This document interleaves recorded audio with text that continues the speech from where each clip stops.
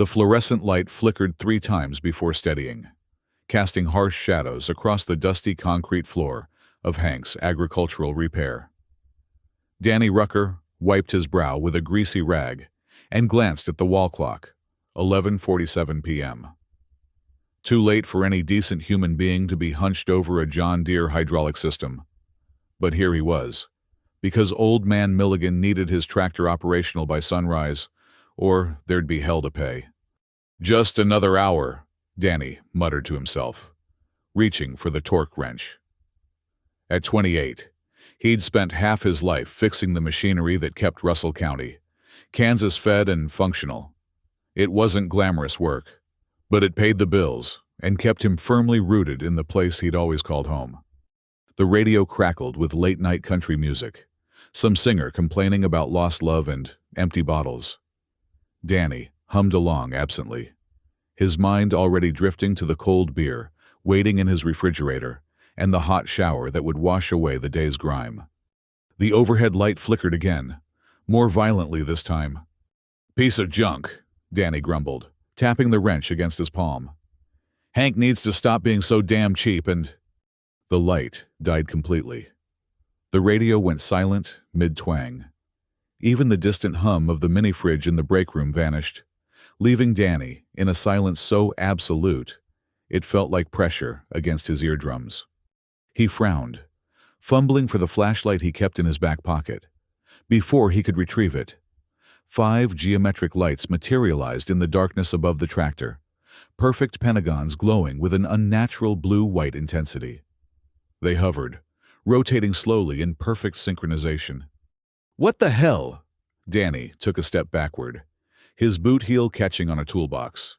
He stumbled, never taking his eyes off the impossible lights. A low hum built from nowhere, vibrating through his bones, rattling his teeth. Danny tried to turn, to run, but his muscles locked tight. The wrench clattered from his paralyzed fingers. The geometric lights expanded, merged, became a pulsing dome that engulfed the tractor, the workbench, and finally, Danny himself. The last thing he remembered was the sensation of being lifted, weightless, his consciousness stretching like taffy before snapping into darkness. The medical bay, if that's what it was, smelled like ozone and something vegetal, like cucumber gone slightly off. Danny lay strapped to a table that seemed designed for a body with different proportions, leaving his legs dangling awkwardly off one end. 3 entities moved around him, their chitinous exoskeletons clicking softly as they worked. They resembled praying mantises, scaled up to human size, with additional limbs and eyes that glowed with the same blue-white light as the pentagons that had abducted him. Complex devices whirred and pulsed as they passed them over his body. One of the creatures made a series of rapid clicking sounds, and another responded with a low, vibrating hum. "Listen," Danny said, his voice emerging as a croak. "There's been a mistake. I need to get back. Milligan's tractor." The mantis-like beings didn't react to his words. One pressed a device against his temple, and images flooded Danny's mind. Mathematical equations, star charts, diagrams of what looked like a massive spacecraft. None of it made sense. "Failed neural interface integration," clicked one of the beings, the sounds somehow translating into English in Danny's mind, though the sync was off, like badly dubbed foreign films. "Primitive synaptic structure. Possible defective specimen. Continue physical assessment," clicked another. "Basic locomotive capabilities intact. Possible utility in labor divisions." Danny strained against his restraints. "I'm not a specimen, damn it! I'm a human being. You can't just—" The third mantis pressed something cold against his neck. The world dissolved again. "Up, stand, function!" Danny awoke to a sharp prod in his ribs. He blinked awake on a hard surface that might generously be called a bunk. A new insectoid creature loomed over him. Not a mantis this time, but something like a stag beetle standing upright. Its carapace a deep maroon with golden markings, denoting what Danny would later learn was military rank. "I said function, meat thing!" The beetle jabbed him again with what appeared to be a standard-issue shock baton. Danny scrambled to his feet, head swimming. He was in a small chamber with metal walls. The only furnishings were the bunk and what appeared to be a water dispensing unit. "Where am I?" he demanded, though the question felt pathetically inadequate. "You are aboard the Galactic Alliance cruiser Exigent." The beetle clicked. "I am Sergeant Karth. You will address me as Sergeant or Sir. You have been conscripted under Emergency Protocol 7 Gamma." Conscripted? Like drafted? Into what? The war. Defective. The war that never ends. Sergeant Karth's mandibles clicked impatiently. "Report to training deck in 10 time units. Failure to comply results in immediate disposal." Danny had no idea what a time unit was, but he got the gist of disposal clearly enough. When Sergeant Karth left, the door sealed behind him with an ominous hiss. Danny sank back onto the bunk, head in his hands. "I've lost my mind," he whispered. "I've inhaled too much hydraulic fluid, and I'm hallucinating in Hank's shop while I have a seizure or something." But the cold metal beneath him felt too real. The alien smells too novel for his brain to have invented them. He pinched himself hard enough to leave a mark. Nothing changed. A chime sounded, and a section of wall illuminated with alien symbols that quickly rearranged themselves into crude English. "Training deck. Follow illuminated path." Danny stood, swallowing hard. If this was real, and it increasingly seemed to be, then his best chance of survival was to play along until he figured out an escape plan.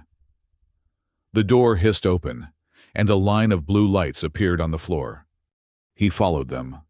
The training deck was a vast chamber, filled with what could only be described as a military obstacle course from hell.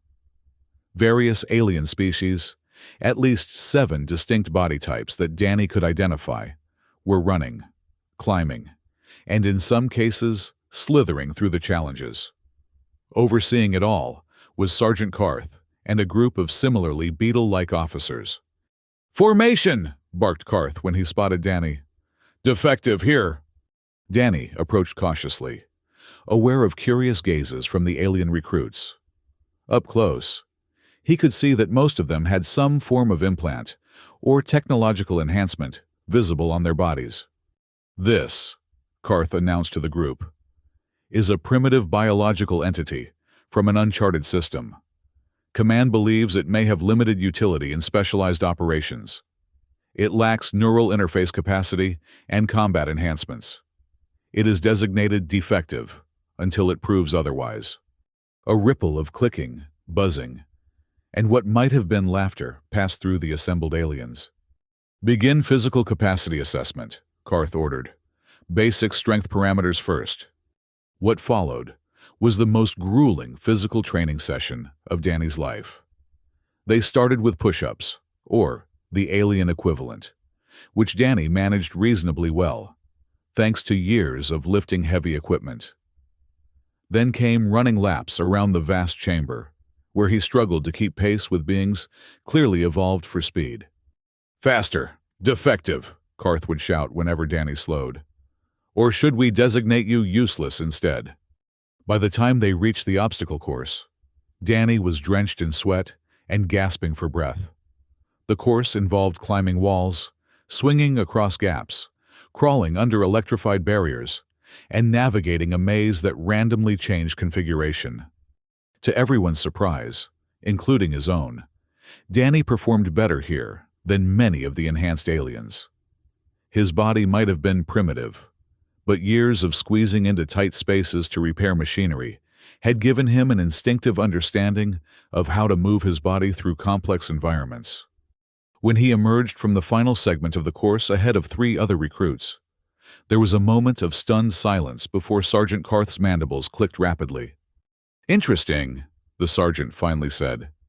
"Perhaps defective has potential uses after all." Danny bent over, hands on knees, trying to catch his breath. "My name," he managed between gasps, "is Danny Rucker."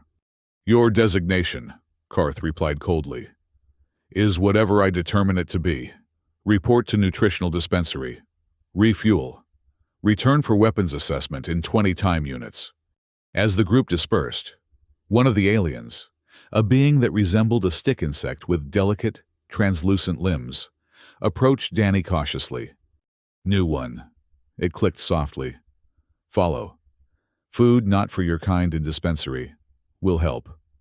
Too exhausted to question, Danny followed the stick insect through a series of corridors until they reached what appeared to be storage chambers. I am Meeker, the stick insect said, its voice higher and more melodic than Karth's harsh clicking. Provisioner third class. You are. Not like others brought for war. I'm human, Danny said. From Earth, I was taken. I don't belong here. Meeker's head tilted. All taken. None belong. War needs bodies. It reached into a container and produced what looked like dried purple fruit. This safe for your chemistry. Tested on similar carbon forms. Danny hesitated, then took the offering. After the brutal training session, he was famished. The fruit tasted like bitter cranberries and salt, but it was oddly satisfying. Thanks, he said. Why are you helping me? Meeker's antennae quivered. Curious. Never seen your kind. Trade. You tell stories of your world. I provide correct nutrition. Danny couldn't help but smile. Even in an alien warship, commerce found a way. Deal, he said, offering his hand before realizing Meeker might not understand the gesture. To his surprise, the stick insect gently touched its forelegs to Danny's palm. Deal, Meeker echoed. Now hurry. Weapons assessment soon. Karth destroys latecomers. The weapons assessment was a disaster.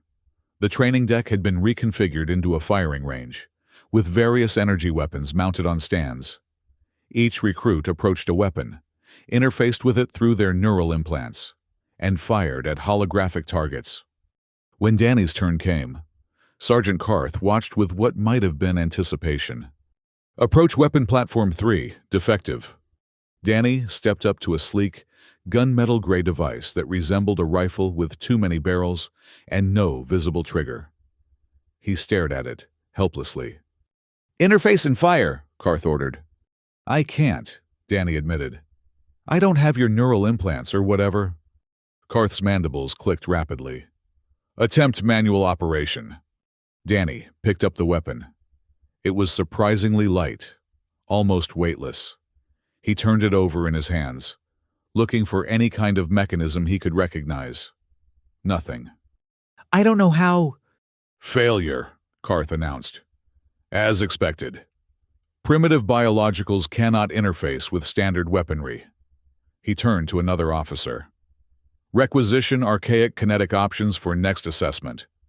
Danny carefully set the weapon down, feeling the eyes of every alien recruit on him. He'd never felt so conspicuously different, so hopelessly outmatched. The next day, when the recruits assembled for weapons training, Sergeant Karth presented Danny with what amounted to a metal club. Your assigned weapon, defective, Karth announced with what sounded suspiciously like amusement. Compatible with your primitive neural system. The other recruits emitted various sounds that Danny interpreted as laughter. He gripped the club, feeling its weight. It was better balanced than it looked, with a grip wrapped in some kind of textured material that fit his hand surprisingly well. While others engage in ranged combat exercises, Karth continued, you will practice basic combat movements in Section 6. Section 6 turned out to be a small arena where holographic opponents appeared without warning. Danny spent hours swinging his club at light constructed enemies that dissipated when struck, only to reform elsewhere. By the end of the session, his arms ached, but he developed a rhythm, a pattern of movement that felt almost natural. When he returned to his quarters that night, Meeker was waiting with a container of the purple fruit and what looked like dried meat strips. Heard about club, the stick insect said as Danny collapsed onto his bunk. Not bad thing. Many species in galaxy use neural tech. Few remember how to fight with body alone. That's great, Danny said wearily, accepting the food. So I'm special because I'm primitive. Perhaps. Meeker's antennae twitched. Now, story, payment for food? Danny sighed and began telling Meeker about Kansas, about wheat fields stretching to the horizon, about thunderstorms that turned the sky green. The alien listened with what seemed like genuine fascination, occasionally interrupting with questions that revealed just how alien their perspectives truly were. No hive mind? Meeker asked at one point. Each human decides actions individually? Well, yeah, Danny said. We're individuals. We have governments and laws, but we make our own choices. Fascinating, Meeker clicked. Inefficient, but fascinating. 3 weeks into his training, or at least what Danny estimated to be 3 weeks, as time measurement aboard the Exigent followed no logic he could discern. The first live combat drill was announced. All recruits will engage in simulated field conditions against chitterling proxies. Sergeant Carth announced to the assembled trainees. Chitterlings are non-sentient combat organisms. They feel no pain and exist only to fight.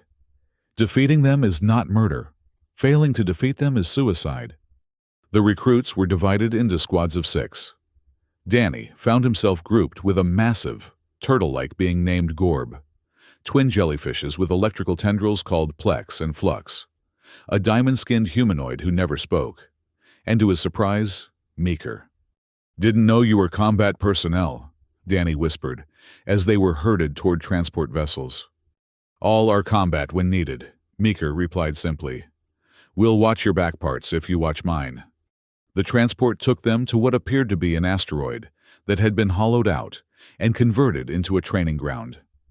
Artificial gravity generators created a disorienting environment where down changed every 100 meters or so. The interior was a maze of tunnels, chambers, and sudden drops. Squad Epsilon 12, proceed to Junction 7, came Carth's voice through some kind of broadcast system. Eliminate all chitterlings encountered. Survival is success. They moved cautiously through the tunnels, the more experienced squad members taking the lead. Danny brought up the rear. His club held ready, feeling absurdly medieval compared to the energy weapons the others carried. The first attack came without warning. From a side tunnel, a wave of chittering, scuttling creatures poured forth, each about the size of a large dog, with too many legs, clacking mandibles, and no eyes that Danny could discern. They swarmed toward the squad with single-minded aggression. Energy weapons flared as the squad opened fire. Chitterlings fell by the dozen, their carapaces cracking, green ichor spraying the tunnel walls. But there were hundreds of them. Too many, shouted Gorb as the creatures began to overwhelm their position. Retreat to Junction 6! The squad began to fall back, still firing. A chitterling leapt onto Meeker's back, mandibles snapping at the stick insect's delicate neck. Without thinking, Danny swung his club, knocking the creature away with a satisfying crunch. Thanks, clicked Meeker, antennae quivering. The retreat became chaotic. More chitterlings poured in from side tunnels. The diamond-skinned humanoid went down beneath a wave of them, screaming in a language Danny's translator couldn't process. Plex and Flux discharged massive electrical bursts that fried dozens of chitterlings, but left them drained and vulnerable. Danny found himself cut off from the others, backed against a wall, surrounded by at least 20 of the creatures. One leapt at him, and he swung his club instinctively, connecting with a solid thwack that sent the thing flying. Another latched onto his leg, mandibles piercing his uniform and drawing blood. Pain shot up Danny's thigh. He smashed the creature with his club, then another, and another.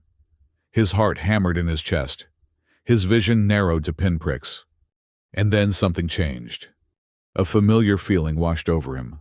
The same rush he'd felt once when a tractor he was working on slipped its blocks and nearly crushed him. Time seemed to slow. His muscles flooded with energy, every sense heightened to painful clarity. Adrenaline, pure human adrenaline, Danny stopped retreating. He stepped forward, swinging his club in wide arcs, crushing chitterlings with each blow. He roared, a primal sound that echoed through the tunnels. He waded into the mass of creatures, no longer feeling their bites and scratches. Driven by a chemical cocktail his body had been producing since prehistoric humans faced saber-toothed tigers. He lost track of time, lost track of how many he killed.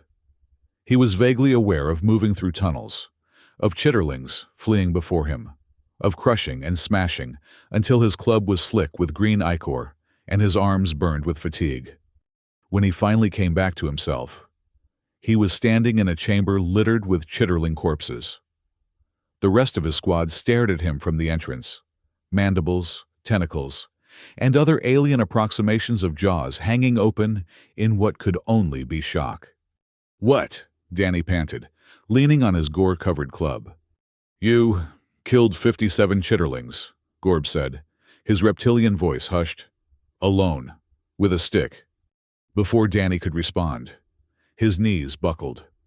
The adrenaline crash hit him like a freight train, and he collapsed amid the carnage he'd created. He awoke in what he recognized as the medical bay, where he'd first regained consciousness aboard the Exigent. This time, however, he wasn't restrained. Various monitoring devices were attached to his arms and chest, and an IV-like tube fed clear fluid into his veins. "The specimen is conscious," announced one of the mantis-like medical officers. "Alert Captain Gorvak and Specialist Hioki." Danny tried to sit up, wincing at the pain that seemed to come from everywhere at once. His entire body felt like one massive bruise. "What happened?" he asked hoarsely. "You experienced what appears to be a natural biochemical combat enhancement," the medical officer replied, checking readings on a floating display. "Your endocrine system released compounds that temporarily increased your strength, speed, and pain threshold. Most remarkable." "Adrenaline," Danny muttered. "It's just adrenaline." "Your just adrenaline allowed you to eliminate 4 times the expected number of chitterlings for a baseline recruit," came a new voice. "Without weapons training, neural enhancements, or combat conditioning." Danny turned to see a new mantis-like being entering the medical bay. This one was taller than the others, with more elaborate markings on its carapace and a translator device affixed to its thorax. "I am Specialist Hioki," the newcomer said, its voice smoother than most of the aliens Danny had encountered. "Xenolinguistics and cultural integration." "You speak better English than the others," Danny noted. "I have studied thousands of languages across the galactic arm," Hioki replied, mandibles clicking in what might have been pride. "Your English presents interesting structural challenges, but is less complex than many." A second figure entered behind Hioki, a being that resembled a cross between a lobster and a gorilla, with massive forearms and a red-black exoskeleton adorned with what Danny now recognized as military insignia of high rank. "Captain Gorvak," the being introduced itself, voice a rumbling bass that vibrated Danny's ribcage. "Commander of battlecruiser Exigent." Danny attempted to sit straighter, instinctively responding to the authority in that voice. "Sir, I'm Danny Rucker." "So Hioki has informed me," Gorvak replied. "Before today, human. I was prepared to have you recycled as non-viable combat material. Your performance against the chitterlings has adjusted my assessment." "Recycled?" Danny asked, though he had a sinking feeling he knew what it meant. "Processed for protein and minerals," Hioki clarified helpfully. "Standard procedure for failed conscripts." Danny swallowed hard. "Glad I could change your mind." Captain Gorvak made a sound that might have been laughter. "You killed 57 chitterlings with a metal rod. I've seen veterans with full neural combat suites struggle to match such numbers." "How?" Danny shrugged, wincing at the pain the movement caused. "Humans produce combat drugs naturally when threatened. Adrenaline, norepinephrine, cortisol. Evolution's way of keeping us alive when bigger predators wanted to eat us." Hioki's antennae quivered with interest. Fascinating. Self-generated combat enhancement without technological intervention. Most species evolved away from such mechanisms once technology provided superior alternatives. Gorvac mused. A natural ability to become berserkers. Useful. Very useful. The captain turned to the medical officer. Complete healing protocols. I want this human combat ready within 3-day cycles. Sir, Danny interjected, I appreciate not being recycled, but I need to get home. I was taken against my will, and your former status is irrelevant. Gorvac cut him off. You are now a soldier of the Galactic Alliance. In time, if you serve well, you may petition for citizenship rights and privilege considerations. But Rest now, Hioki said, more gently than Gorvac. Heal. We will begin proper language and cultural integration sessions tomorrow. Your knowledge of Alliance protocols is dangerously deficient. As they left, Danny sank back onto the medical bed, staring at the ceiling. The realization hit him fully for the first time. This wasn't a nightmare he would wake from. This was his new reality. He was an alien conscript in an interstellar war he knew nothing about, fighting for a civilization that viewed him as a primitive curiosity. And yet, he was alive. As long as he was alive, there was hope of someday seeing Kansas again. The next month passed in a blur of training, language lessons with Hioki, and more combat simulations. Danny learned that the Galactic Alliance had been at war with something called the Void Communion for over 300 years. The Communion was not a species, but a state of being, organic life forms that had allowed themselves to be partially consumed by extra-dimensional entities in exchange for power. They surrender physical autonomy for combat advantages. Hioki explained during one of their sessions. The host body remains partly conscious, but relinquishes control to the void entity. Like possession, Danny asked, thinking of horror movies. Similar concept. Yes. They gain immense strength, accelerated healing, and psionic abilities. But eventually, the host is fully consumed, and nothing of the original being remains. Danny learned that the Alliance was losing, slowly but steadily. Communion forces had taken 17 systems in the past decade alone. The desperate Alliance had begun conscripting soldiers from non-aligned worlds, even pre-contact planets like Earth. Why was I taken specifically? Danny asked Meeker during one of their regular meetings, which had evolved from simple food exchanges to something resembling friendship. Random selection, most likely. Meeker clicked, sharing a container of the purple fruit that Danny had developed a taste for. Scout ships deploy automated harvesters to compatible worlds. They take small numbers from isolated areas. Less disruption, less chance of revealing galactic civilization to pre-contact species. Just bad luck that it was me, Danny sighed. Or good luck. Meeker's antennae twitched. Many humans might have failed initial assessments, been recycled. You survived, adapted. Danny wasn't sure if that made him feel better or worse. His combat training intensified. After the Chitterling incident, Sergeant Karth had developed what appeared to be a begrudging respect for the defective. Danny was assigned more sophisticated weapons, still primitive by Alliance standards, but more effective than a simple club. He received a short sword made from an alloy that could pierce Communion armor, and a crossbow-like device that fired crystalline bolts with explosive tips. Projectile and blade, Karth explained. Communion void shields deflect energy weapons, but physical penetration still effective. Your primitive combat style may prove advantageous. Danny discovered he had a talent for the sword. The movements weren't so different from wielding wrenches and crowbars to leverage stubborn tractor parts.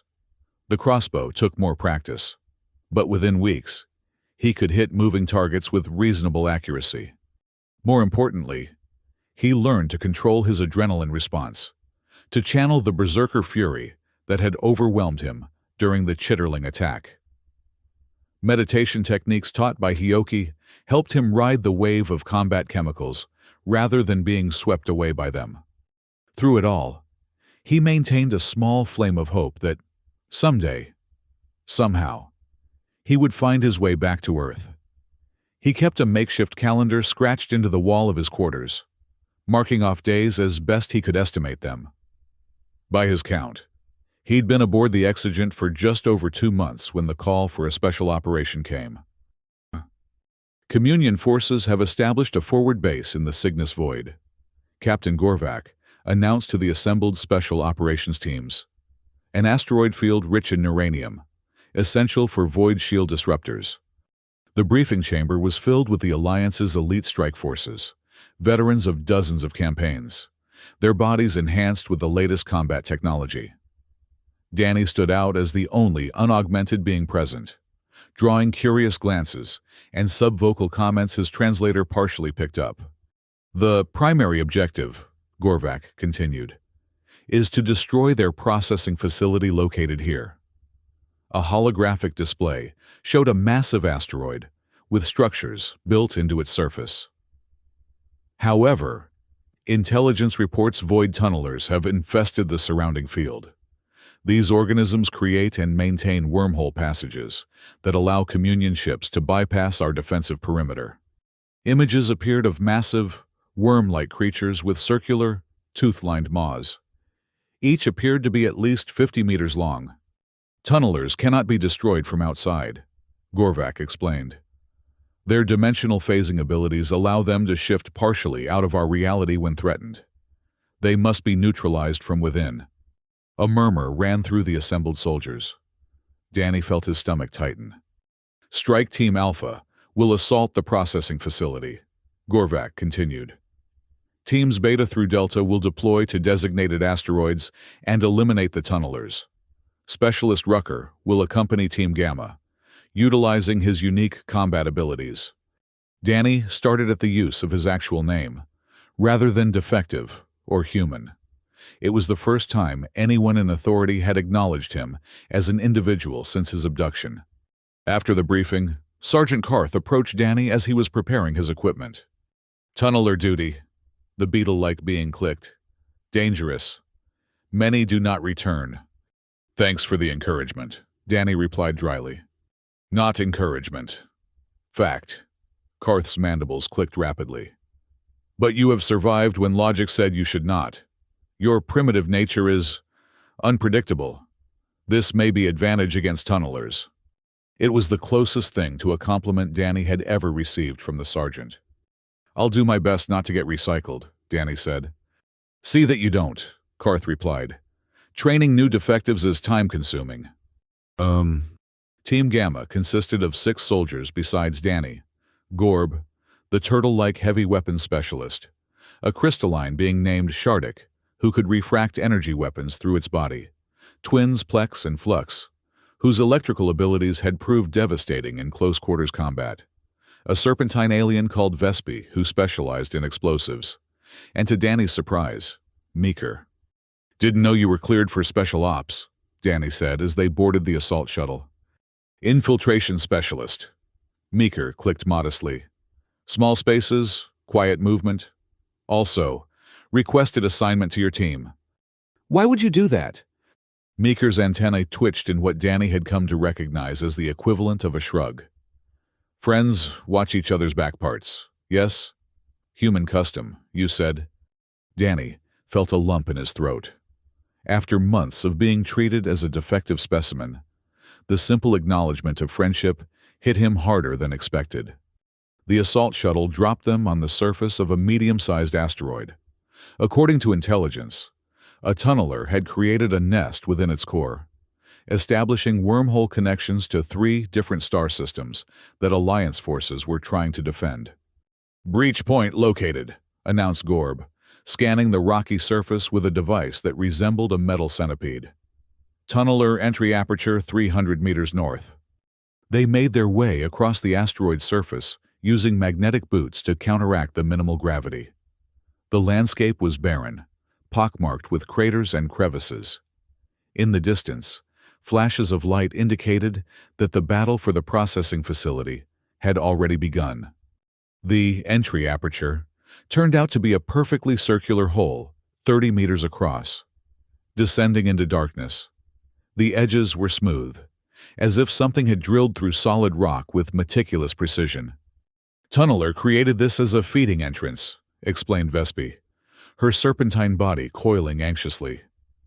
It consumes matter from the asteroid, converts it to energy for dimensional phasing. So we're basically climbing down its throat, Danny said. Correct assessment, confirmed Shardik, its crystalline body glinting in the starlight. We will enter, locate its central neural cluster, and place disruptor charges to prevent dimensional phasing, then terminate with focused energy discharge. Simple, Danny muttered, checking his weapons. The short sword was secured at his waist, the crossbow slung across his back. He'd also been given a bandolier of explosive charges that Vespi had assured him would definitely probably not detonate accidentally. Team Gamma descended into the tunneler's borehole, using rappelling lines. As they dropped deeper into the asteroid, the walls began to change, from bare rock to a glistening, organic surface that pulsed with bioluminescent veins. We've entered the tunneler's structural modification zone, Gorb announced. From this point, the asteroid is partially converted to tunneler biomass. In basic terms, Meeker added for Danny's benefit, we are now inside the tunneler. The tunnel widened into a vast chamber with dozens of smaller tunnels branching off in all directions. The entire space pulsed with an unsettling rhythm, like standing inside a giant heart. The air was thick with a sweet, cloying scent that made Danny's head swim. Neural cluster should be centrally located, Vespi said, consulting a scanner. Approximately 700 meters deeper. They chose the largest of the descending tunnels and proceeded cautiously. The organic walls pulsed faster around them, as if the tunneler was aware of their presence. It knows we're here, Danny said quietly. Yes, agreed Shardik. But its consciousness is distributed throughout its mass. It cannot focus defensive measures until we approach the neural cluster. The tunnel suddenly constricted behind them with a wet, squelching sound. Correction, Shardik added. It appears to be adapting faster than anticipated. Run, ordered Gorb. Neural cluster, now! They sprinted down the tunnel as peristaltic waves began to pulse through the walls, floor, and ceiling. The tunneler was trying to crush them, or worse, digest them. The tunnel opened into another chamber, this one filled with a thick, viscous fluid that glowed with the same bioluminescence as the veins in the walls. Floating in the center was a massive, pulsing organ the size of a small car, with tendrils stretching out to connect with the chamber walls. Neural cluster located, announced Gorb. Vespi, prepare disruptor charges. Before they could move, the fluid in the chamber began to rise rapidly. Digestive compound, warned Meeker. Highly corrosive. Will dissolve exoskeletons in minutes. Plex and Flux discharged electrical bursts into the fluid, causing it to bubble and steam. But the level continued to rise. We need higher ground, Danny shouted, looking around desperately. The only path was up, through one of the many tunnels that opened in the chamber ceiling. There! He pointed to the largest opening, about 10 meters above the rapidly rising fluid. Gorb, can you boost me? The turtle-like alien cupped his massive hands. Ready! Danny took a running start, stepped into Gorb's hands, and was launched upward with surprising force. He caught the edge of the tunnel opening and pulled himself up, then reached back down. Meeker, you're next! One by one, he helped pull his team members into the upper tunnel as the fluid rose below them. Last came Gorb, who needed both Shardik and Danny pulling to haul his massive form to safety. The charges, Vespi hissed in dismay, still in my deployment pack, fell during ascent. They looked down to see Vespi's equipment bag floating on the surface of the now churning fluid, slowly dissolving as the acidic compound ate through its protective coating. Without disruptor charges, we cannot prevent dimensional phasing, Shardik stated. Mission failure probability, 98.7%. No, Danny said firmly. We improvise. He turned to Plex and Flux. Can you generate a sustained electrical discharge? Maximum power? The jellyfish twins pulsed in affirmation. Combined output sufficient to overload neural cluster, they said in perfect unison. But delivery method problematic. Cannot project through digestive fluid. Danny unhooked his crossbow. What if you charge the bolts? Could they carry the current? Shardik's crystalline body vibrated in what might have been excitement. Theoretically sound, crystalline projectiles would conduct and amplify electrical discharge. Great, Danny said, loading a bolt. So I just need to hit that thing dead center. Probability of successful manual targeting, 12.3%. Shardik calculated unhelpfully. Never tell me the odds, Danny muttered, taking aim at the pulsing neural cluster below. Plex and Flux extended their tendrils, wrapping them around the crossbow and charging the bolt with crackling energy.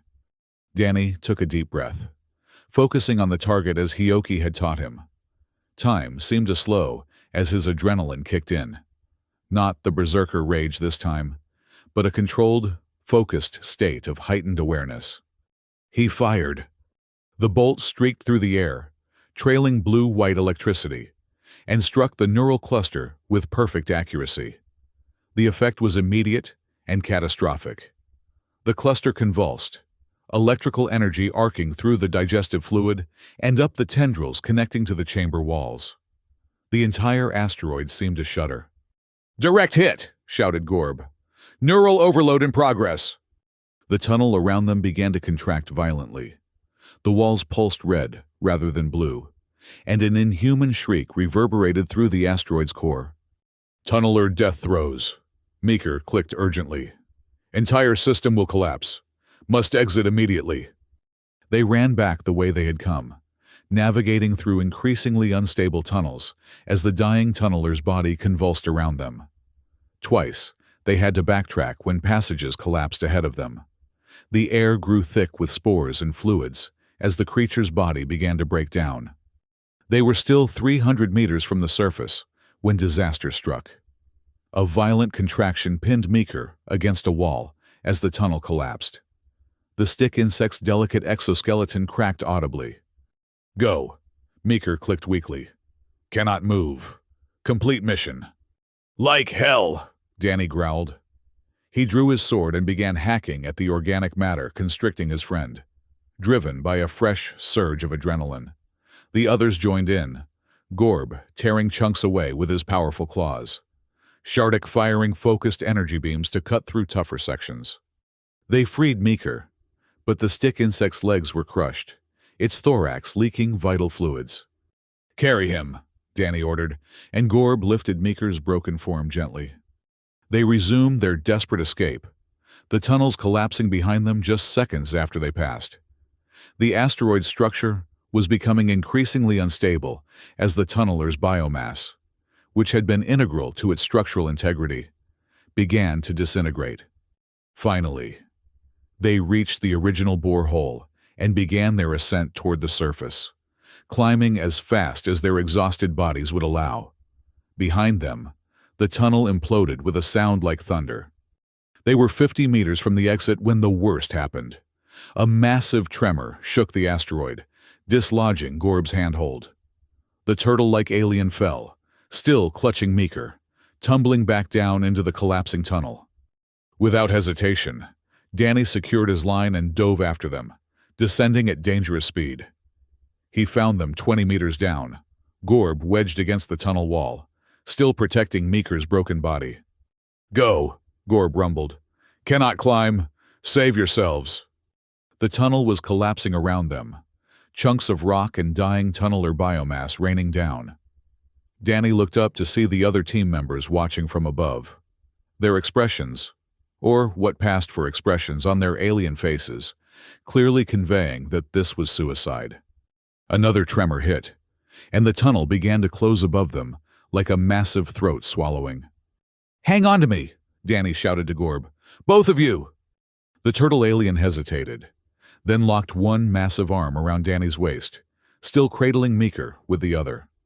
Danny reached for his bandolier of explosive charges, The ones Vespa had warned might probably not detonate accidentally.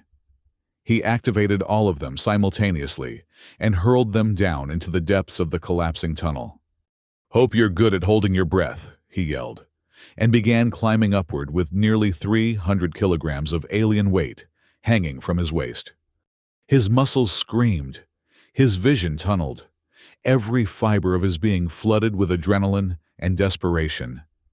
He climbed faster than should have been humanly possible, driven by chemicals that had evolved to save ancestors fleeing predators on ancient savannas. The explosives detonated below them with a thunderous roar, sending a pressure wave up the tunnel. Danny had counted on this. The blast propelled them upward, accelerating their ascent, even as it triggered the final collapse of the tunnel system. They shot out of the borehole like a cork from a bottle, the force of the explosion sending them tumbling across the asteroid's surface, moments before the entire entrance imploded behind them. The assault shuttle was waiting, hovering just above the surface. Shardik, Plex, Flux, and Vespi were already aboard, reaching down to help pull them in as the asteroid began to break apart beneath them. Once aboard, Danny collapsed to the deck, gasping for breath, his body trembling with fatigue as the adrenaline ebbed. Meeker was immediately taken to the shuttle's medical bay, Gorb limping after them. Danny stared out the viewport as they pulled away, watching the asteroid fracture into thousands of pieces. In the distance, similar explosions indicated that the other teams had succeeded in their missions as well. The battle for the processing facility continued, but without the tunnelers to maintain their supply lines, the Communion forces would be cut off and vulnerable. As the realization that they had succeeded, that they had survived, sank in, Danny began to laugh. It started as a chuckle, then grew into full-blown, hysterical laughter that he couldn't control. The alien team members stared at him in confusion. "Is this another human combat response?" asked Shardik, crystalline body vibrating with concern. Danny couldn't answer. He laughed until tears streamed down his face, until his ribs ached almost as much as his overtaxed muscles. He laughed because the alternative was to scream, to break down completely at the absurdity and horror of his situation. He was still laughing when the sedative took effect and medical personnel carried him to join Meeker in the infirmary. "Bo, your friend will recover," Hioki informed Danny when he awoke in the medical bay. Stick insect physiology is remarkably resilient, and regenerative protocols are already underway. Danny sat up slowly, wincing at the pain in muscles he hadn't known he possessed. And Gorb?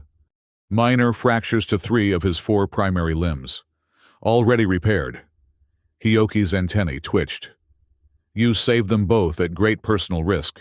This is noteworthy behavior." "It's what humans do," Danny said simply.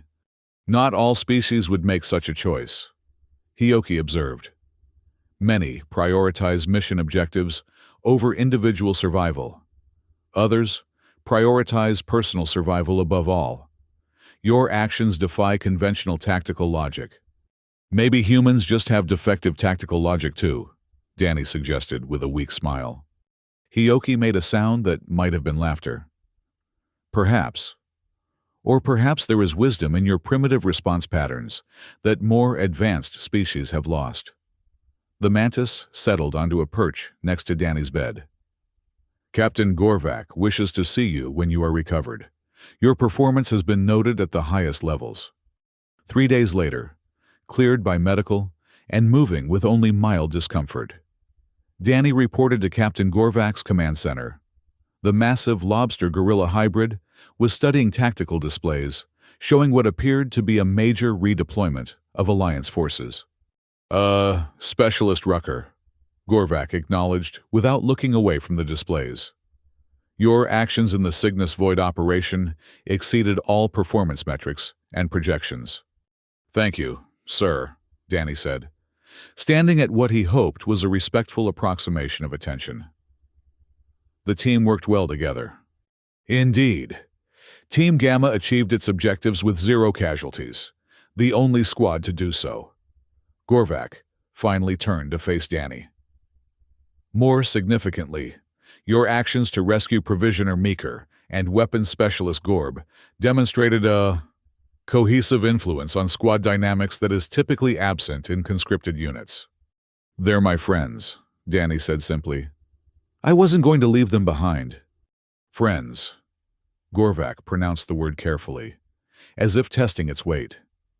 "An antiquated concept in modern military organization. Neural synchronization and hive mind tactics have largely replaced such bonds in most species." The captain's massive claws clicked together thoughtfully. "And yet, the results speak for themselves." "Sir, I've served as requested," Danny said, seizing what seemed like an opportune moment. "I'd like to formally request repatriation to my home planet. As you've seen, humans can be valuable allies. But I was taken without consent or knowledge of what I was being drafted into." Gorvak made a rumbling sound, deep in his thorax. "Your request is noted, Specialist Rucker. However, current strategic necessities preclude immediate action on such matters. Your unique capabilities are too valuable to relinquish at this juncture." Danny felt his heart sink, but he pressed on. "Then perhaps a communication with Earth? An official first contact? My people have technologies and resources that could benefit the Alliance if approached properly." "An interesting proposition," Gorvak conceded. "One that merits consideration at higher command levels. For now, you are granted elevated status as a specialist combat operative, with corresponding privileges and accommodations." It wasn't what Danny had hoped for, but it was progress. As he left the command center, he found Hioki waiting outside. "An improvement in your designation," the linguist noted as they walked together. "No longer defective." "Baby steps," Danny sighed. "I just want to go home. Hioki." "Understandable. Yet consider this perspective. You have experienced what no human in your planet's history has witnessed. You have fought alongside beings from a dozen star systems. You have killed a void tunneler from within." Hioki's antennae twitched. "There is no equivalent term in your language. But in High Mantid, you would be called a pathbreaker, one who creates new possibilities through unprecedented actions." Danny considered this as they made their way to the mess hall. His new status came with access to better facilities, including a dining area for officers and specialists. As they entered, conversations paused briefly as various alien beings turned to observe the human who had become the subject of considerable gossip throughout the ship. Meeker was there, seated at a table with Gorb. The stick insect's exoskeleton showed signs of recent repair, seams and patches visible on its thorax and limbs. Danny and Hioki joined them. "The hero arrives," clicked Meeker, antennae vibrating with evident pleasure. "Saved by a primitive club wielder. My broodmates will never believe the tale." "You have broodmates?" Danny asked, realizing how little he knew about his friend's life before conscription. 17, Meeker confirmed. "All provisioners on various vessels. Family specialty for 12 generations. I've got a younger brother back on Earth," Danny said, feeling a sudden pang of homesickness. "He's studying engineering. Would probably lose his mind if he could see this ship." "How many humans in your brood colony?" asked Gorb. Massive jaws working on what appeared to be a metal canister he was slowly crushing and consuming. "Earth isn't really organized into colonies," Danny explained. "We have cities, towns, nations. I'm from a small farming community in a country called the United States. Maybe a few thousand people in my hometown." "And the total human population?" inquired a crystalline being at the next table, who had evidently been eavesdropping. Danny shrugged. "About 8 billion, last I checked." The mess hall went completely silent, every alien being stared at him in what could only be described as shock. "What?" Danny asked, looking around nervously. "Did I say something wrong?" 8 billion individuals, Hioki finally managed, mandibles clicking rapidly. "On a single planet?" "Yeah, we're pretty crowded in some places. Danny acknowledged. Why? Is that unusual? The average population of a life-sustaining world in the Alliance is approximately 70 million, Gorb rumbled.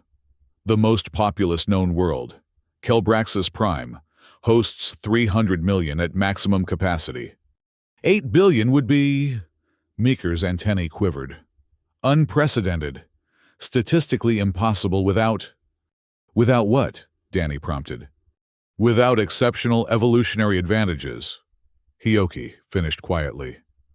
Or an exceptionally dangerous home environment that would drive rapid adaptation and reproductive rates. Danny thought about Earth's history, about predators and diseases, natural disasters and wars, all the countless threats that humans had survived and overcome through stubborn determination and an endless capacity to adapt. Earth can be pretty dangerous, I guess, he admitted. We've got everything from microscopic viruses to hurricanes that can flatten cities.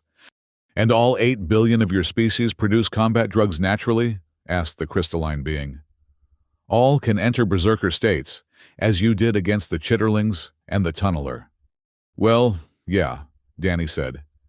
It's basic human physiology. Adrenaline, cortisol, norepinephrine, fight or flight response. Some people react more strongly than others, but everyone has it. The mess hall erupted in excited, alarmed chittering. Various translation devices struggled to keep up with the sudden cacophony of alien languages. What's the big deal? Danny asked Hioki, who seemed less agitated than the others. You have just informed the Officer Corps of the Galactic Alliance that there exists a planet with 8 billion potential soldiers who naturally produce combat enhancements more effective than many synthetic military stimulants. Hioki explained, In the middle of a 300-year war, we are losing. The implications hit Danny like a physical blow. Wait, no, humans aren't all soldiers. We're farmers and mechanics and teachers and... As you were before conscription, Gorb pointed out. Yet you adapted. You don't understand, Danny insisted. Earth isn't even unified politically. We have different countries, governments, languages. Details, dismissed the crystalline being, surmountable through standard conscription protocols. Captain Gorvak's massive form appeared at the mess hall entrance. The room fell silent immediately. Captain, said the crystalline officer, rising. The human reports its planet contains 8 billion combat-capable individuals with natural chemical enhancement abilities. Gorvak's compound eyes fixed on Danny with new intensity.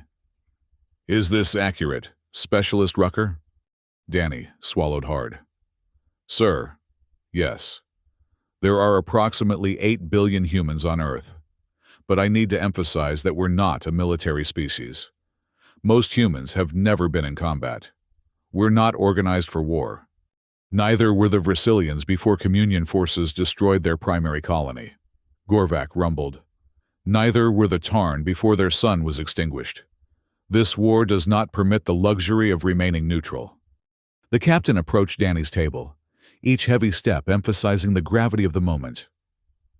If what you say is true, your world represents the greatest untapped strategic resource in the quadrant. Sir, Danny said desperately, forced conscription on that scale would be a disaster. Humans are stubborn, independent. We don't respond well to being taken against our will. All the better, Gorvak replied. The Communion treats its converts as drones. A species that fights for its independence would be uniquely resistant to void influence. The captain turned to the assembled officers. Preliminary reconnaissance of the human homeworld will begin immediately. Full report to Alliance High Command within 1 cycle. Captain, please. Danny stood, hands spread in appeal. Let me help establish proper diplomatic contact. Humans can be powerful allies if approached correctly. We have a history of banding together against common threats. Gorvak considered this for a moment. Your input will be valuable in developing the approach strategy, Specialist Rucker. The massive alien leaned down until his face was level with Danny's. Consider this. Your world now faces 2 possibilities. It can enter galactic society as a valued alliance member, with protected status, or it can remain ignorant until the Communion finds it first, and they will find it, now that we know of its existence. The captain straightened. You are my soldier now, human. Your knowledge and your unique capabilities have earned you that distinction. Your world's future may well depend on how effectively you serve in that capacity. As Gorvak left, the mess hall remained silent. Danny sank back into his seat, the weight of what had just happened crushing down on him. He had wanted to go home. Instead, he may have just brought the war to Earth's doorstep. Hioki placed a delicate, mantis-like limb on Danny's shoulder. The captain values your abilities greatly. This gives you influence few conscripts ever achieve. I didn't ask for this, Danny whispered. None of us did, Meeker clicked softly. War takes, never asks. Danny looked around at the alien beings watching him, some with fear, others with calculation, a few with what might have been sympathy. He had survived abduction, training, combat, and the inside of a void tunneler. He had earned a place among them through blood and determination. Now he faced his greatest challenge, somehow using that position to protect Earth from becoming just another conscripted world in an endless interstellar war. What happens now? He asked Hioki. Now, the linguist replied, you truly begin to adapt, not just to survive as an individual, but to secure the best possible future for your species.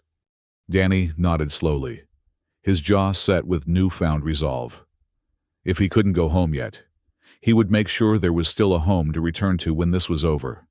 Somehow, he would find a way to transform Earth's entry into galactic society from exploitation to alliance. Captain Gorvak had claimed him as his soldier. Perhaps it was time to show exactly what a human soldier could do, not just with adrenaline and berserker strength, but with the uniquely human capacity for diplomacy, compassion, and strategic thinking that had allowed 8 billion individuals to share a single world. The battle for Earth's future had begun, and Danny Rucker, Kansas tractor mechanic turned alien combat specialist, was its first and only warrior.